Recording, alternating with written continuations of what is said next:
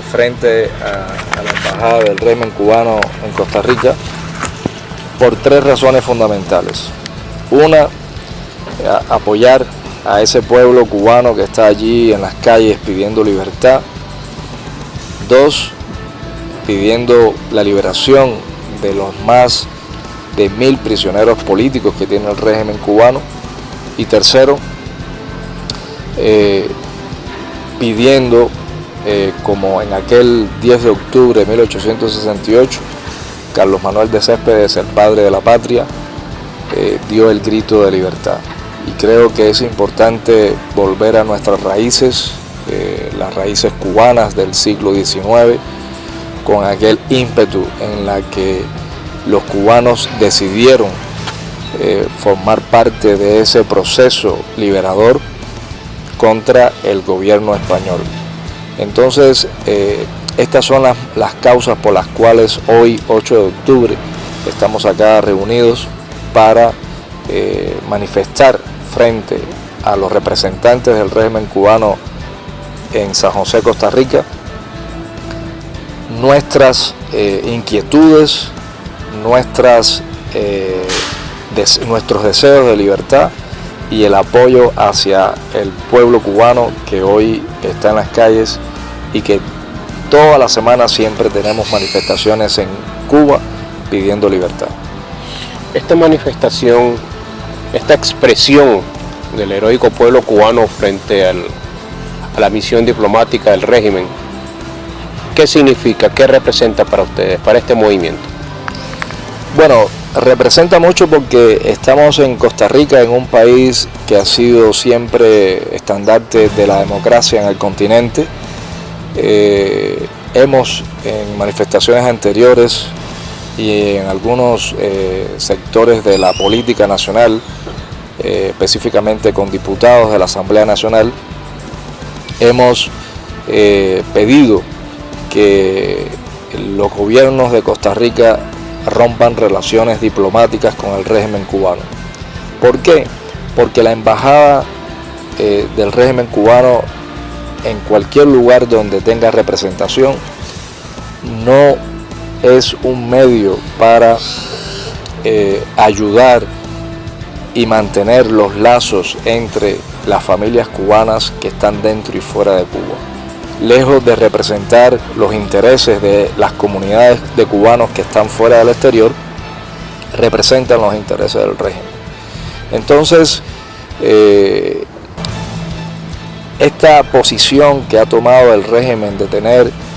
a más de 150 embajadas en todo el mundo, con el costo que significa tener embajadas en más de 150 países, sabemos que son centros de difusión ideológica, sabemos que también son centros de operación para el régimen cubano posicionarse y además seguir sosteniéndose de la manera en la que se ha sostenido por 6 décadas, buscando siempre aliados, buscando siempre países que puedan de alguna manera solidarizarse con el gobierno, no con el pueblo. Y en estos momentos lo hemos visto en los diferentes foros políticos internacionales, donde en muy pocas ocasiones el régimen cubano ha sido condenado por no solamente por las violaciones a los derechos humanos, sino por mantenerse en el poder por 6 décadas, oprimiendo y reprimiendo al pueblo cada día. Entonces es importante que sepamos que los recintos que le llaman ellos embajadas no son más que centros de operaciones de inteligencia, donde buscan a toda costa posicionarse ideológicamente a través de convenios, a través de asociaciones que hagan con los países para mantenerse ellos en el poder y buscar inclusive aliados en el contexto de foros políticos que se puedan representar para condenar las constantes violaciones que comete el régimen cubano con su pueblo. Entonces, por eso es que estamos aquí frente a la embajada, en representación de lo que es el régimen cubano y haciendo nuestras denuncias también de esta manera. ¿Qué hace falta para ser efectiva esta demanda y sobre todo en el mundo de la diplomacia, porque vemos una posición de algunos grupos del Parlamento Europeo y otra de la Organización de Estados Americanos, que es la entidad que nos compete a nivel regional. Sí, bueno, nosotros, en el caso nuestro, el Movimiento Cristiano Liberación, hemos expresado la necesidad de que el mundo se solidarice con el pueblo cubano,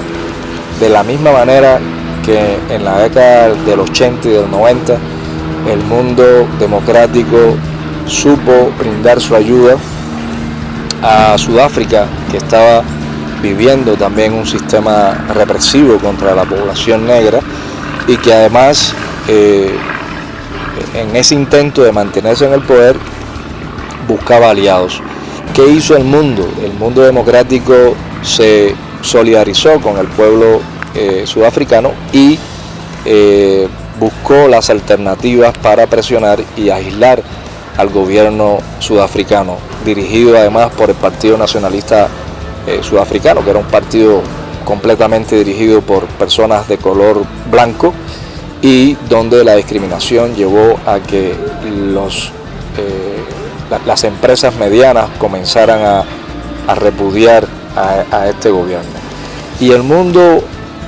tomó la consideración de apoyar al pueblo. Eso es lo que nosotros estamos pidiendo también en las 11 acciones concretas que sacamos el 27 de julio del año 2021 a raíz de las manifestaciones del pueblo cubano en las calles, lo que se conoce como las manifestaciones del 11J, y que estamos buscando alternativas para presentar estas acciones en los diferentes parlamentos, en los diferentes foros, y que el mundo de una vez entienda, y sobre todo los países que de buena voluntad quieran apoyar al pueblo cubano, nosotros podamos transitar hacia la democracia con el apoyo de estos países. Cuba tiene una particularidad, ha sido abandonada por la democracia regional y por la democracia internacional. Tenemos muchos países que son cómplices del sostenimiento de la dictadura cubana, y que en la región hemos tenido réplicas de esa dictadura en algunos países, aunque sea por periodos cortos o periodos un poco más largos, pero hemos tenido esas réplicas, y esto está dañando no solamente los cimientos de la democracia en la región, sino que también está de alguna manera sosteniendo que el régimen cubano se mantenga en el poder, y que de alguna manera los países sigan siendo cómplices de esta dictadura. Nosotros hemos pedido en el gobierno anterior, y se lo pedimos en estos momentos a Rodrigo Chávez, el actual presidente de Costa Rica, que rompa no solamente los convenios en los cuales ya él ha tomado cartas en el asunto y ha decidido romper los convenios que teníamos en este país con el régimen cubano educativos, convenios educativos, sino que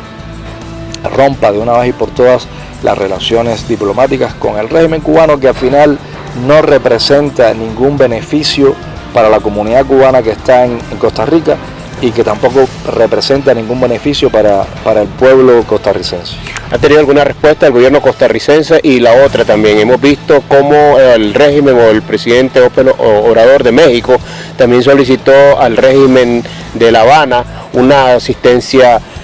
bastante importante de médicos cubanos, podríamos decir, que en realidad sabemos que son también operadores de inteligencia del régimen. ¿Qué ha pasado con el tema también de México y cuál ha sido la respuesta del gobierno de Costa Rica? Bueno, respecto al gobierno de Costa Rica, en el presidente anterior, Carlos Alvarado, no tuvimos ninguna respuesta al respecto. El presidente más bien mantuvo relaciones con el régimen cubano a través de la embajada, y fue quien abrió el espacio a estos convenios con el Ministerio de Educación, inclusive que fue muy dañino para la educación en Costa Rica. Respecto al gobierno actual, pues estamos haciendo intentos para llegar a hacer proposiciones con el gobierno, y que de una vez y por todas Costa Rica vuelva a la política exterior que tenía antes del 2009, desde el año 1961, con un rompimiento de relaciones diplomáticas con el régimen cubano. Fue Óscar Arias, lamentablemente, quien restableció estas relaciones diplomáticas después de 48 años, y hemos visto los varios intentos que ha tenido el régimen cubano a través del recinto de la embajada cubana en San José. Hemos visto cómo ha intentado de alguna manera calar dentro del sistema educativo y del sistema cultural acá en Costa Rica. Yo creo que los gobiernos, como en el caso de México, han perpetuado de alguna manera lo que se sostiene desde La Habana, la implementación de estas estrategias de enviar médicos a diferentes países e inclusive recibir pago por ello. No es nada más que una estrategia de convenio bilateral en el sistema de salud, sino que forma parte de una estrategia política, ideológica que tiene el régimen cubano hacia todos los países de la región buscando aliados. Yo creo que el acercamiento de Cuba o del régimen cubano hacia el gobierno de López Obrador va más inclinado a buscar un nuevo proveedor de lo que llamamos bienes. Ya hemos visto que con el tema de Venezuela, aunque aún se mantiene esa relación, ha sido un poquito más complicada porque las reservas ya no son las mismas, y están buscando un nuevo aliado en la región con el gobierno de López Obrador. Pero yo creo que el pueblo mexicano de alguna manera ha entendido de qué se trata esta estrategia, y que esperemos que pronto el pueblo pueda reaccionar y que quizás en algún momento determinado pueda existir dentro del Congreso, dentro del Parlamento mexicano, una decisión de rompimiento de estos convenios, aunque sean por decretos presidenciales.